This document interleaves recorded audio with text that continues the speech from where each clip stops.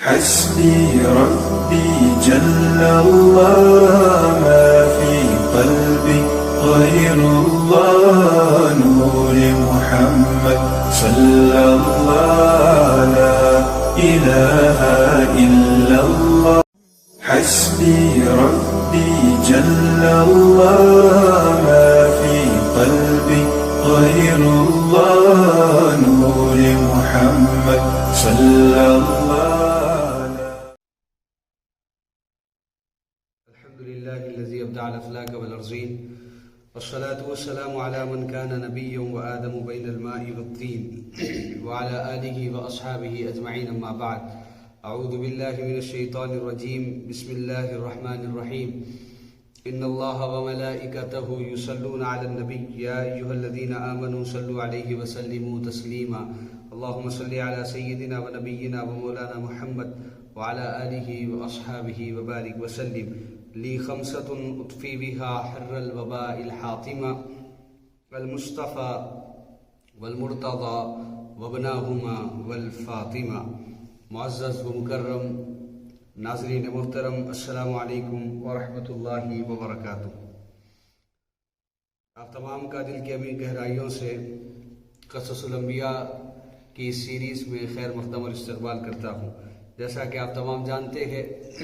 یہ سیریز پیش کی جاتی ہے انبیاء کرام علیہ السلام کے واقعات کے ساتھ آپ کے درمیان حاضر ہونے کی سعادت حاصل ہوتی ہے، اور انبیاء کرام کی زندگی کے حوالے سے اور ان کے تذکرے کو ہم شامل کرتے ہیں۔ حاضرین محترم اور ناظرین محترم، یہ تسلسل ہمارا جاری ہے، اور اللہ تبارک و تعالیٰ کی طرف سے نازل ہونے والے اللہ تعالیٰ جس کو منتخب کر فرما کر نبی بنا کر مبعوث فرماتا ہے ان کا ذکر ہم سماعت کرتے ہیں۔ آج ہم ذکر کریں گے حضرت موسیٰ علیہ السلام کا اور حضرت ہارون علیہ السلام۔ حضرت موسیٰ علیہ السلام کا بالخصوص ہم آج کا اس پروگرام میں ذکر شامل کریں گے۔ جیسا کہ آپ نے سنا ہے بنی اسرائیل، اور بنی اسرائیل کے ہی ایک نبی حضرت موسیٰ علیہ السلام بھی بنی اسرائیل سے ہے۔ بنی اسرائیل کہتے ہیں حضرت یعقوب علیہ السلام کی اولاد کو بنی اسرائیل کہا جاتا ہے، کیونکہ اسرائیل آپ کا لقب ہے یا آپ کا دوسرا نام ہے۔ حضرت یعقوب علیہ السلام کی اولاد جتنی بھی ہوتی ہے ان کو بنی اسرائیل کہا جاتا ہے، اور بنی اسرائیل میں حضرت موسیٰ علیہ السلام بھی شامل ہوتے ہیں۔ حضرت موسیٰ علیہ السلام کے والد کا نام عمران ہے، اور آپ کی والدہ کے نام میں اختلاف ہے، اور کچھ لوگوں نے یہ کہا ہے کہ آپ کی والدہ کا نام مریم ہے یا یارخا ہے، یا ایسے ہی نام میں آپ کی اختلاف ہے، اور آپ کے بھائی کا نام حضرت ہارون ہے، جو اللہ تبارک و تعالیٰ نے جس کو نبی بنایا، اور آپ کے یہ بھائی ہے حضرت موسیٰ علیہ السلام کے حضرت ہارون علیہ السلام، اور آپ سے بنی اسرائیل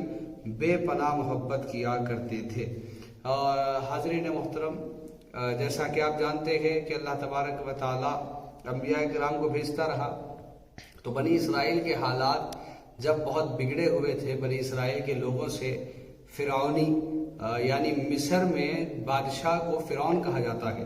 یعنی وہاں کا جو بھی بادشاہ مقرر ہوتا اس کو فرعون کہا کرتے تھے۔ اسی طریقے سے فرعونی یعنی بادشاہ کو ماننے والے لوگ بنی اسرائیل پر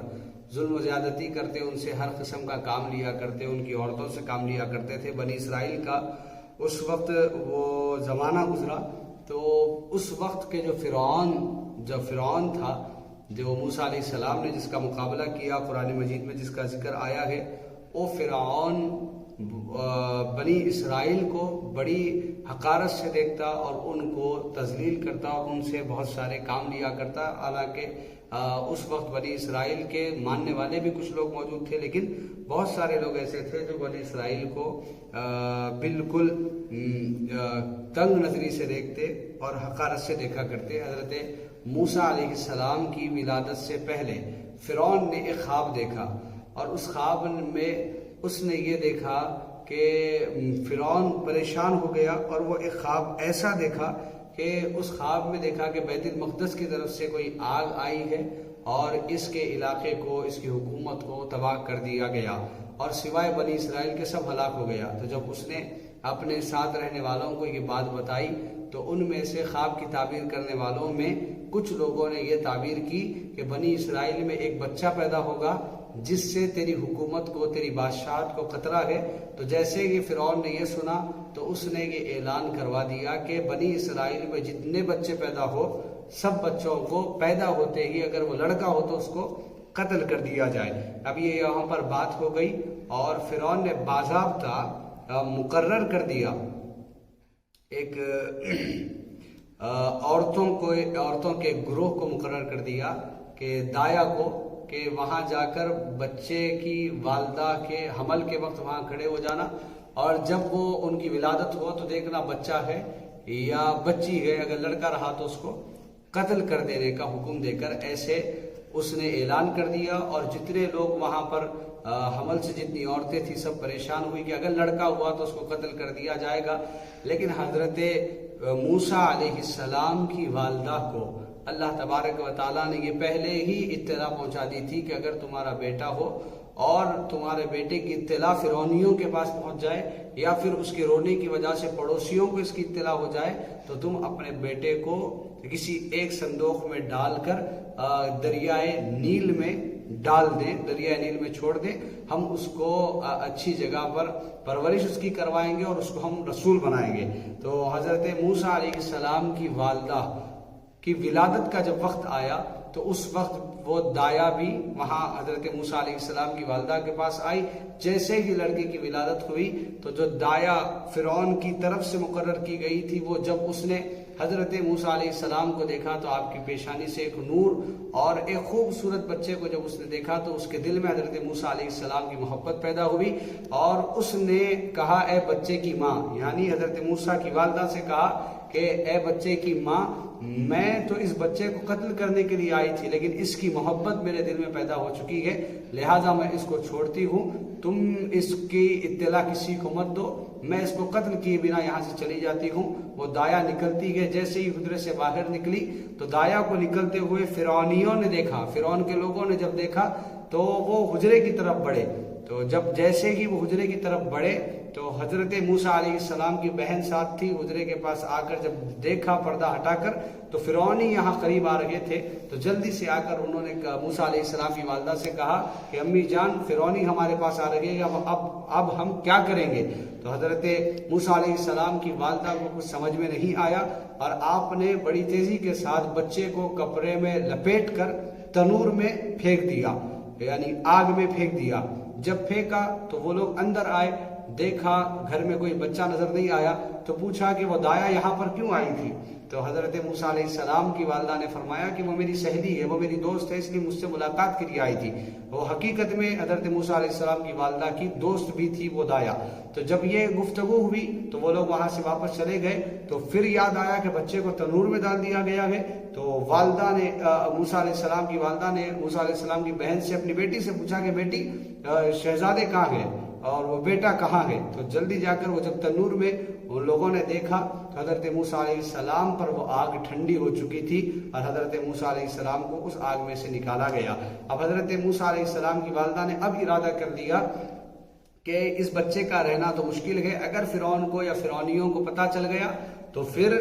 مشکل آ جائے گی اور پھر یہ بچے کو قتل کر دیا جائے گا، لہذا دوسرے دن آپ اٹھتی ہے اور ارادہ کر لیتی ہے کہ میں اب جیسے اللہ نے مجھے حکم دیا تھا اور دل میں پختہ ارادہ کرتی ہے کہ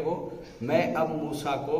دریائے نیل میں ڈال دوں گی۔ اب ارادہ کرتی ہے، نکلتی ہے، ایک نجار کے پاس جاتی ہے صندوق لینے کے لیے۔ تو جب صندوق لینے کے لیے گئی تو اس نے پوچھا کہ صندوق کیوں چاہیے؟ تو موسیٰ علیہ السلام کی والدہ نے اعتبار کرتے ہوئے سارا معاملہ سنا دیا کہ میرے پاس بچہ ہے اور میں اس کی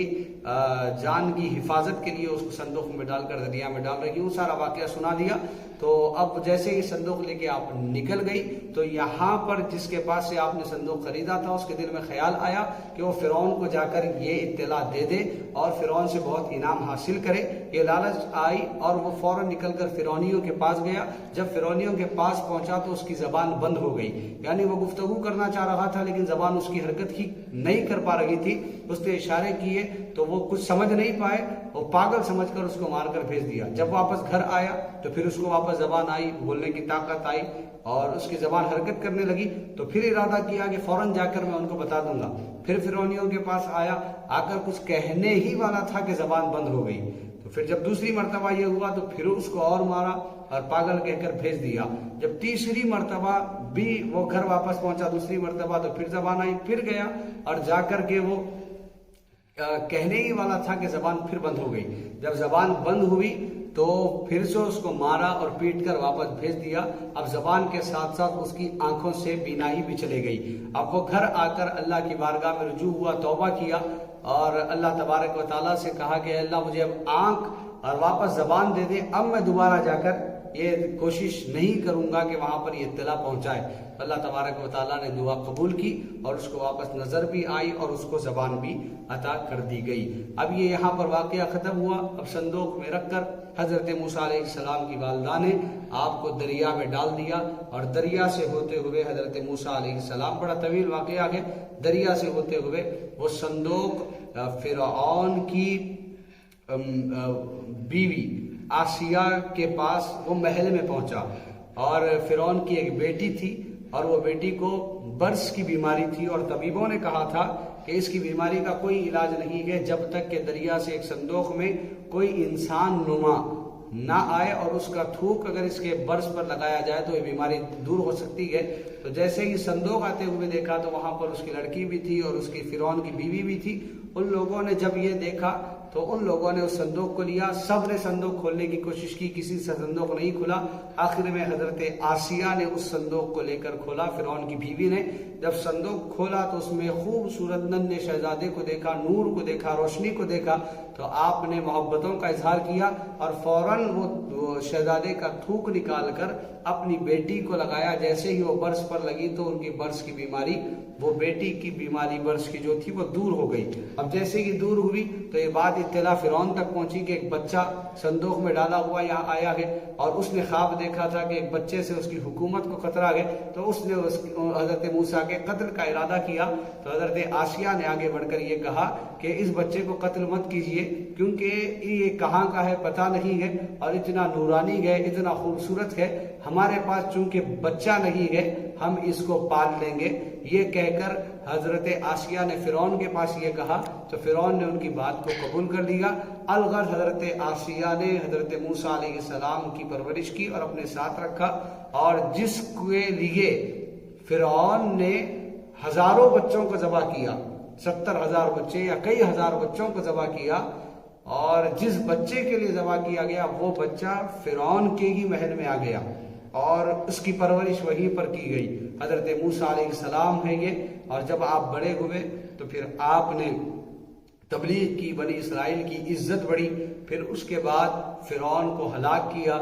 اور فرعون بھی ہلاک ہوا، اور فرعون جیسے کہ آپ سب جانتے ہیں دریائے نیل میں ہی وہ غرق ہوا، فنا ہوا۔ تو اللہ تبارک و تعالیٰ نے حضرت موسیٰ کے ذریعے ایسے کام لیا اور ایسی ان کو مصیبتوں سے ہوتے ہوئے وہ آئے، اور اللہ تبارک و تعالیٰ نے جب پیدا ہوئے تو جب